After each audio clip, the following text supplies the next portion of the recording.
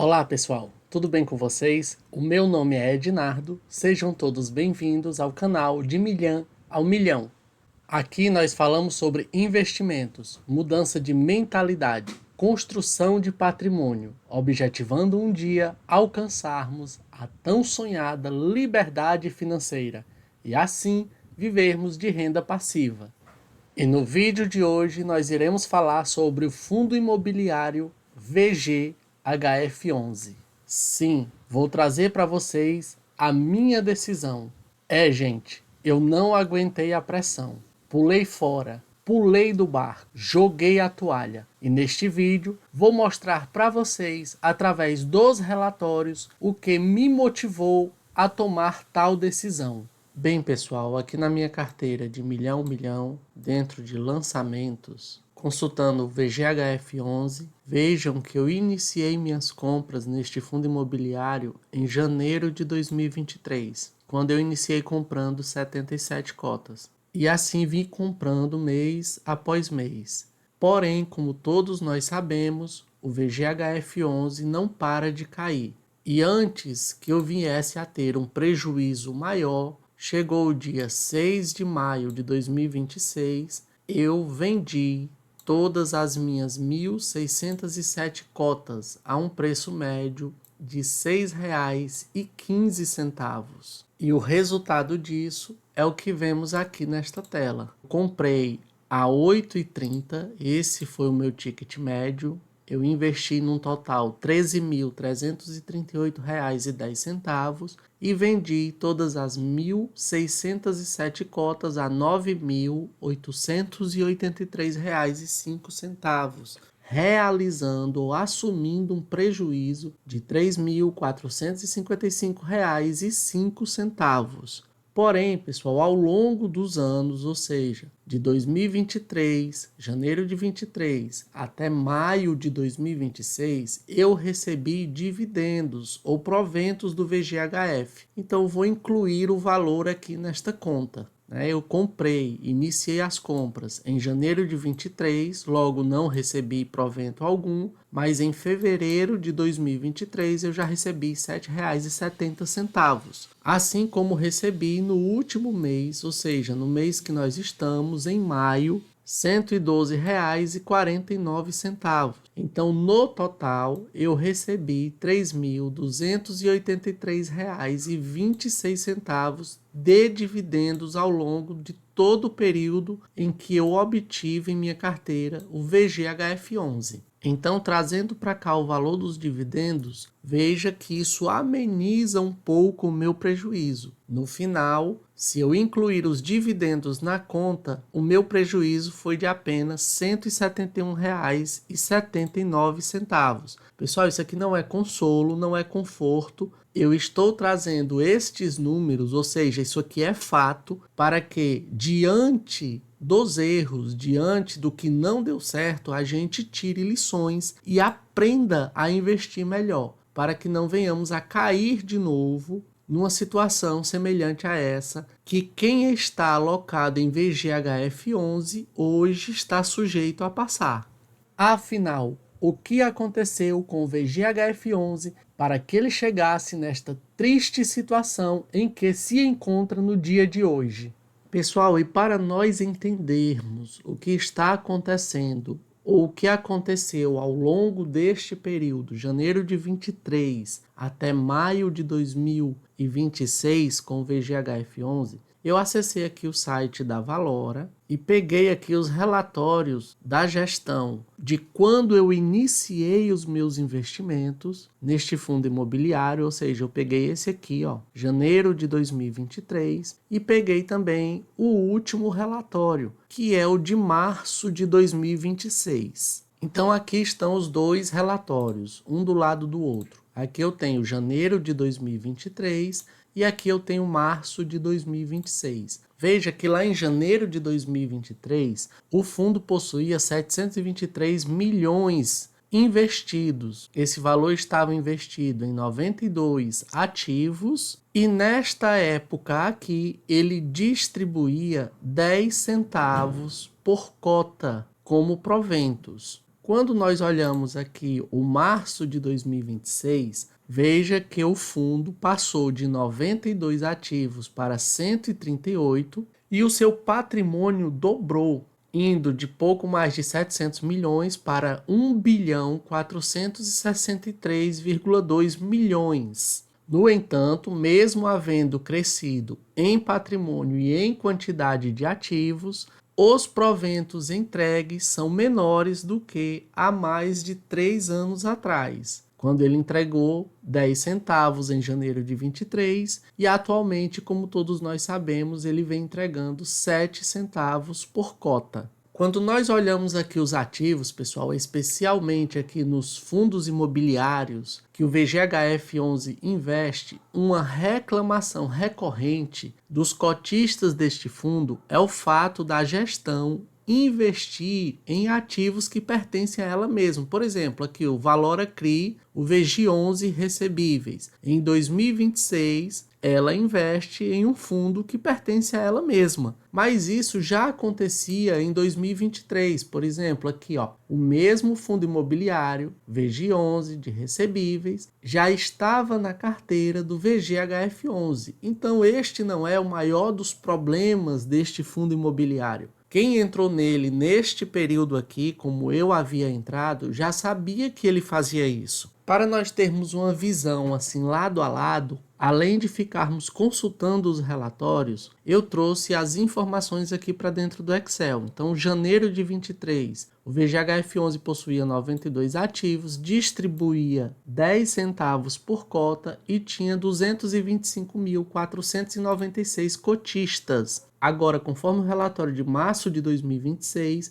ele passou para 138 ativos, vem distribuindo 7 centavos por cota e o número de cotistas é de 383.457. Porém, pessoal, esse número aqui vem caindo. Se nós olharmos outros relatórios, por exemplo, outubro de 2025, este número de cotistas do VGHF11 era de 406.957 cotistas. Então, com relação ao patrimônio investido, lá em 2023, esses valores estavam assim distribuídos. 62% estava em CRIs, 6% estava em FDIC, 25% estava em fundos imobiliários, 3% estava em ações e 2% estava em SPE. Quando nós olhamos agora em 2026, veja que, embora o patrimônio tenha dobrado, o investido em CRIs diminuiu com relação a 2023.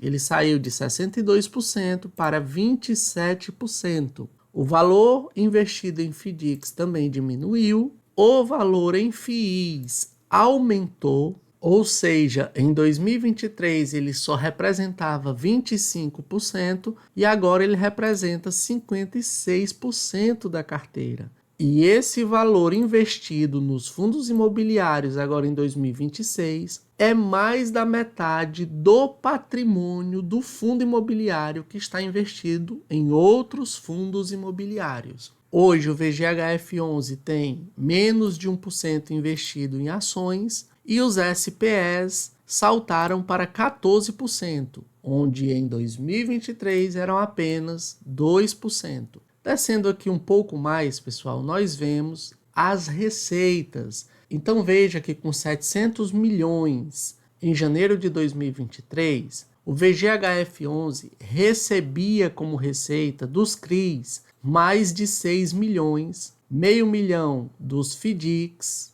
1,7 milhões de fundos imobiliários e 164 mil de SPE. Agora, em março de 2026, mesmo com um patrimônio que é o dobro do que era em 2023, note que as receitas não saltaram de 8,9 para 17. Não, as receitas são 12 milhões. E esses 12 milhões vêm dos CRIs, pouco mais de 4 milhões, quase 5 milhões vêm dos fundos imobiliários, 68 mil reais vieram ali das ações e quase meio milhão vem dos SPEs.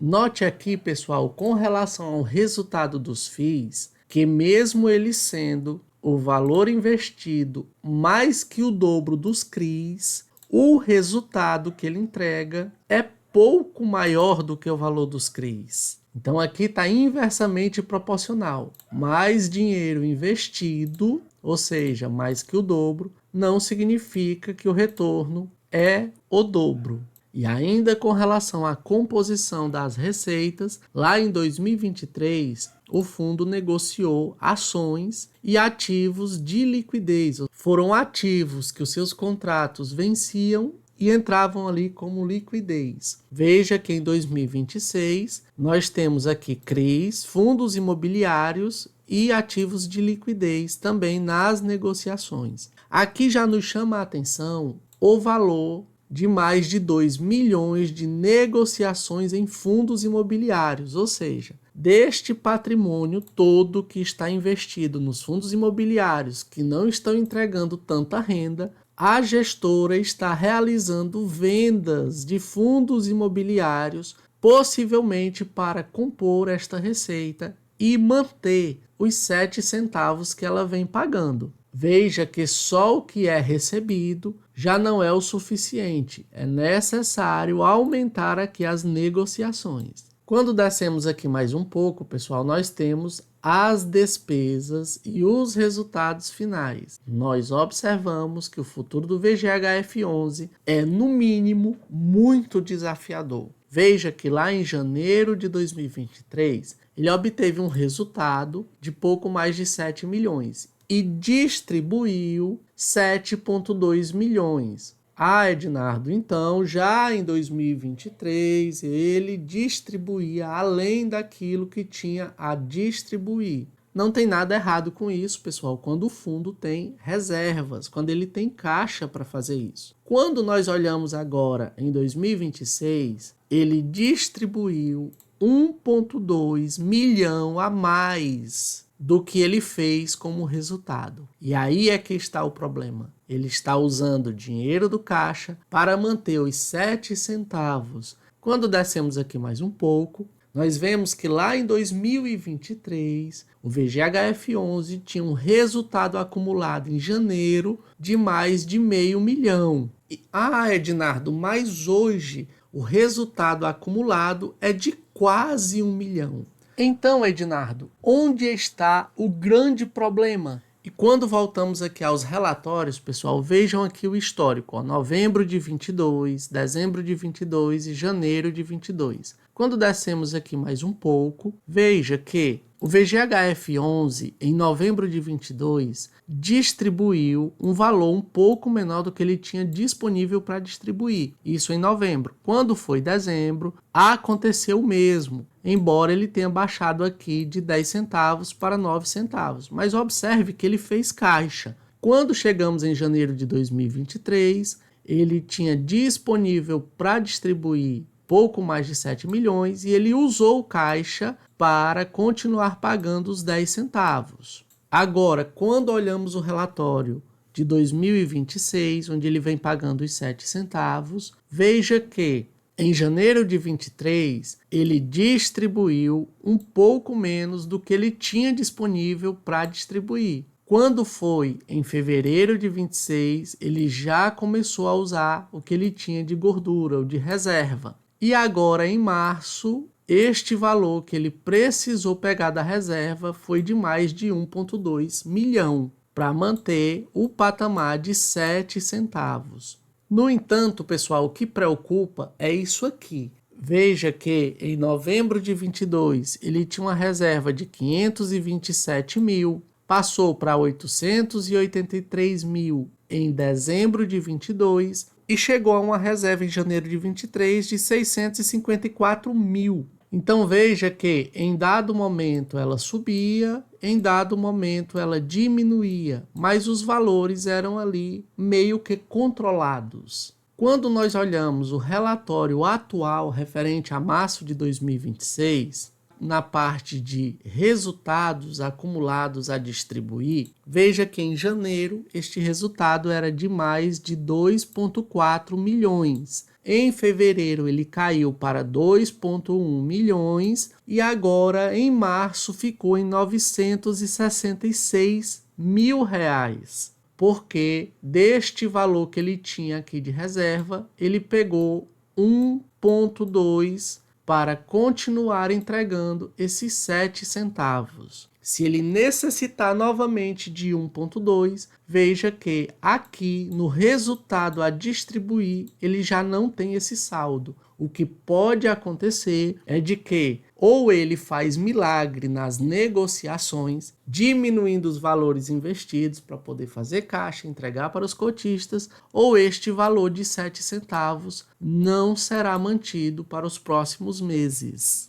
Nós sabemos que o VGHF11 tem duas estratégias básicas e, para mim, o problema está atualmente nesta distribuição de ativos dentro das duas estratégias. Quando nós olhamos aqui em janeiro de 2023, veja que a estratégia renda, aquela que te entrega resultado todos os meses, tinha 77% de todo o patrimônio que estava investido. E a estratégia valor tinha 22,9% do que tinha de patrimônio investido. Quando nós olhamos o último relatório, veja que a estratégia renda caiu de 77% para 47%, enquanto que a valor subiu de 22,9% para 53%. Eles passaram a focar mais na estratégia valor, acreditando que a Selic iria baixar mais rapidamente e começaram a investir nesta estratégia. Ademais, veja que dentro da estratégia renda, lá em 2023, a maior parte do que compunha esta renda era de CRIs, onde tínhamos 62,7%. Os fundos imobiliários só representavam 10,8%. E veja que existiam fundos imobiliários gerando renda e existiam fundos imobiliários dentro da estratégia valor. Isso já em 2023. Quando nós olhamos 2026, veja que dentro da estratégia renda, que já é bem menor do que era lá em 2023, os CRIs caíram para 27,3%. E como nós vimos ali nas receitas, os CRIs, mesmo sendo menores, estão gerando tanta renda quanto esses FIIs que têm quase o dobro de valor investido do que está investido em CRIs. Ademais, dentro da estratégia valor, aumentou bastante o número ou o valor investido. Veja que o percentual em FII subiu para 37,3%. E aqui são FIIs de escritório, são FIIs de desenvolvimento. Por exemplo, aqui dentro vai estar o Tigar 11, que também vem há bastante tempo apanhando muito do mercado, e assim está sendo a vida do VGHF11. Então, por esses motivos, essas razões, eu pulei do barco, eu joguei a toalha e saí do VGHF11 antes que coisas piores aconteçam. Comenta aqui embaixo o que você está achando da estratégia adotada pelos gestores do VGHF11. E se você gostou deste vídeo, peço que se inscreva no canal, curta, compartilhe. Um forte abraço em todos e até breve!